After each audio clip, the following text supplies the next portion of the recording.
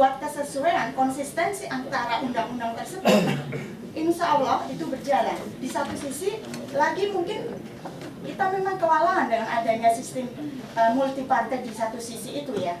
Memang mungkin baiknya nantinya ke depannya kalau memang kita ada bayangan bahwa kita akan mengikuti seperti Amerika Serikat, itu harus ada electoral threshold yang benar-benar, dan nantinya pembentukan partai politik baru itu harus ditekan, dibatasi, sehingga nantinya benar-benar yang muncul adalah dua partai dan sebagainya, sehingga akan memudahkan untuk nantinya ke arah sana.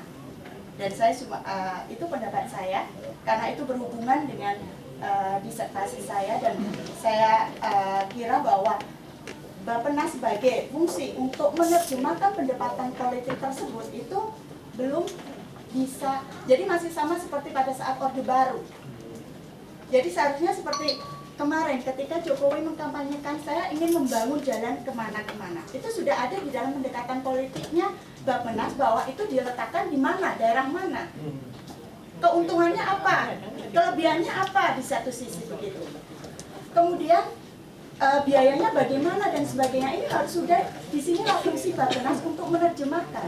Tetapi kenyataannya Bappenas di dalam membuat hanya, mohon maaf ya, jauh sebelum Pilpres, sebelum kampanye, sebelum visi misi itu Jokowi diberikan kepada Bappenas sudah menggodok untuk RPJM ketiga kemarin.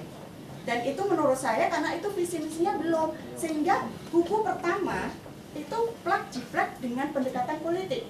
Buku berikutnya kedua RPJM-nya itu baru copy paste yang lalu. Dan kalau bisa ini dilihat itu sama persis dengan Kopenas, hampir sama juga dengan mungkin Repelita. Jadi mungkin di sini menurut saya bahwa pemberdayaan partai politik sebagai fungsi perencana belum ada di Indonesia, itu sehingga ini belum bisa berjalan. Dan saya tidak yakin ya kalau misalkan itu diubah ke dalam bentuk GBHN kembali, apakah Indonesia nantinya akan maju? Belum tentu kalau ini tidak ada konsistensinya di sini. Saya cukup sekian aja, terima kasih. Nama saya Ahmad Rahanyaan. Saya kebetulan baru datang dari daerah Maluku, jadi dapat informasi dari saudara saya ikut-ikutan di sini. Apresiasi saya kepada fraksi PKS yang sudah membuat kegiatan ini.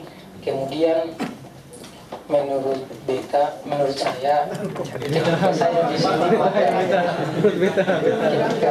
ketika saya berhadapan dengan Prof.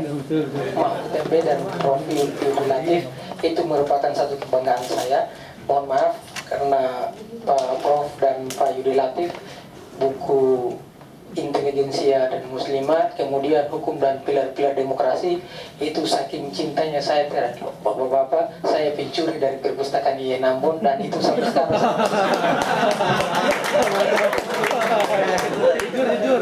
Jujur hebat. Bagi saya tidak apa-apa daripada disimpan di perpus, mendingan saya baca.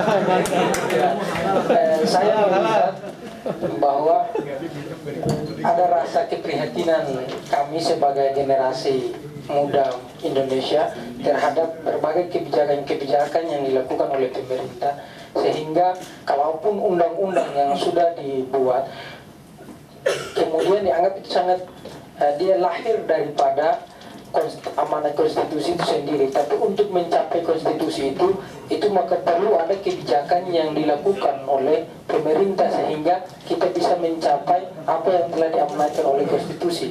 Nah, oleh karena itu pertanyaan saya mungkin kepada bapak-bapak, berikan penjelasan tentang substansi daripada GBHN itu sendiri, sehingga ini menjadi kiblat perjuangan kita dalam membangun Indonesia ini ke depan.